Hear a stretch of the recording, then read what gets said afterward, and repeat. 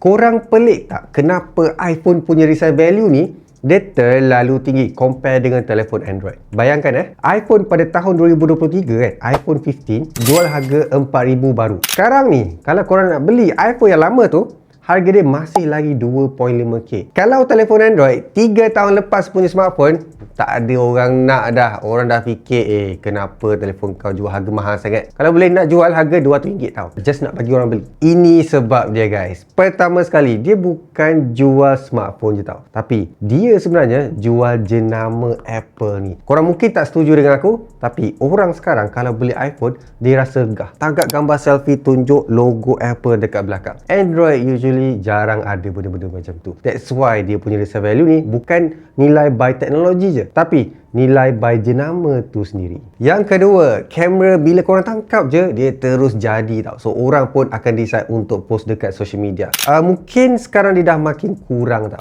Sebab Android kebanyakannya tangkap gambar dah makin better, even far more better. Tapi persepsi orang tu iPhone lagi better masih lagi kekal ada, walaupun kita dah buat perbandingan banyak dah. Last but not least adalah optimization untuk social media app sebenarnya. Yang ni lagi power dan juga lagi dimanjakan. Kalau telefon Android kebanyakannya akan compress lah, gambar tak cantik lah bila korang post. Tapi semua iPhone, semua optimize, semua nampak lawa. Even kalau korang pakai iPhone 5S pun, Insta Stories dia lagi lawa. Aku sebagai orang yang buat TikTok live, aku cakap telefon ni banyak konsisten. Tapi Android pun ada juga, korang kena tengok betul-betul.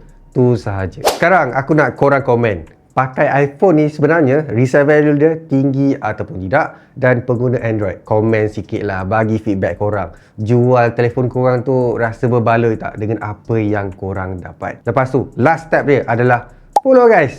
Follow account ni untuk dapat tahu banyak lagi info tentang iOS ataupun Android ataupun EV ataupun JDM.